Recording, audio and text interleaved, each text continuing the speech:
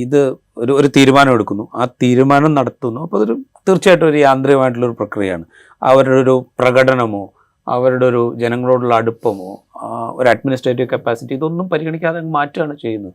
പക്ഷെ CPI കുറെ കാലമായിട്ട് ഇത് പ്രക്രിയ വളരെ കംഫർട്ടബിൾ ആയിട്ട് നടത്തിക്കൊണ്ട് പോകുന്നുണ്ടല്ലോ. 2 ടേം കഴിഞ്ഞ് കഴിഞ്ഞാൽ അവർ മാറ്റുന്നുണ്ട്, 1 ടേം കഴിയുമ്പോൾ അവർ എത്ര പെർഫോമൻസ് ഉള്ള മന്ത്രിയാണെങ്കിലും മാറ്റുന്നുണ്ട്. ആ പാർട്ടി അത് വളരെ സക്സസ്ഫുൾ ആയിട്ട് നടത്തിക്കൊണ്ട് പോകുന്നുണ്ട്. അപ്പൊ അവിടെ ഒരു മാതൃക അവിടെ ഉണ്ട്. അല്ല, അത് CPM-നെയും CPI ആ കാര്യത്തിൽ താരതമ്യപ്പെടുത്താൻ കഴിയുമെന്ന് എനിക്ക് തോന്നുന്നില്ല. കാരണം CPI അങ്ങനെ പല സംഭവങ്ങളും അവർക്ക് കുറെ കൂടി പ്രയാസമില്ലാതെ നടത്താൻ പറ്റും. കാരണം അവർക്ക് ഇതിന് മാത്രം വലിയ ഉത്തരവാദിത്വമൊന്നുമില്ല.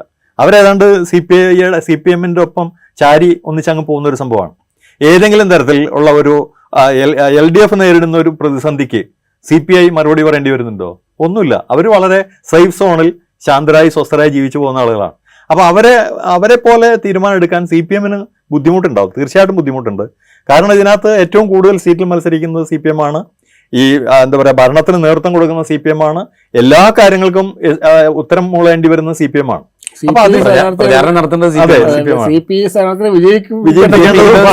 അപ്പൊ വിജയിപ്പിക്കേണ്ടത് അടക്കം അവരുടെ പണിയാണ്. ഏതെങ്കിലും CPI മത്സരിക്കുന്ന മണ്ഡലത്തിൽ CPI-കാരാണോ അതിന് നേതൃത്വം കൊടുക്കുന്നത്?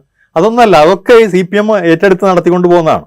അവരൊരു എന്താണ് പറയാ, ഒരു ക്ഷേമപ്രവർത്തനം നടത്തും പോലെയാണ് CPI-യെ ഒപ്പം കൂട്ടിക്കൊണ്ട് നടക്കുന്നത്. അപ്പൊ നമ്മൾ അതിനെ CPI-യെ വെച്ചിട്ട് ഇതിന് പറയാൻ കഴിയില്ല. പക്ഷെ ഇതില് ഭയങ്കര തമാശയുള്ളൊരു കാര്യം, ഈ ഇലക്ഷൻ വരാൻ പോകുന്നത് നിയമസഭയിലേക്ക് ഉള്ളതിനേക്കാൾ മുമ്പേ പിന്നെ തദ്ദേശ അതിനെക്കുറിച്ച് ആരും ഒന്നും മിണ്ടുന്നില്ല. അതിൽ എങ്ങനെ വേണം, യുവാക്കൾക്ക് എത്ര കൊടുക്കണം, അല്ലെങ്കിൽ അത്തരം കാര്യങ്ങളോ പുതിയ ആളുകൾക്ക് കൊണ്ടുവരുന്നോ അത് ചിലപ്പോൾ ഇനി പാർട്ടികൾ ഉള്ളിൽ ആലോചിക്കുന്നുണ്ടാവും. പുറമെ അത്തരം ഒരു ചർച്ച വരുന്നേ ഇല്ല. എല്ലാവരും MLA ആവുക, മന്ത്രിയാവുക എന്നുള്ള ഒരു ലെവലിലേക്കാണ് ഈ കാര്യങ്ങൾ ചർച്ച ചെയ്തു പോകുന്നത്.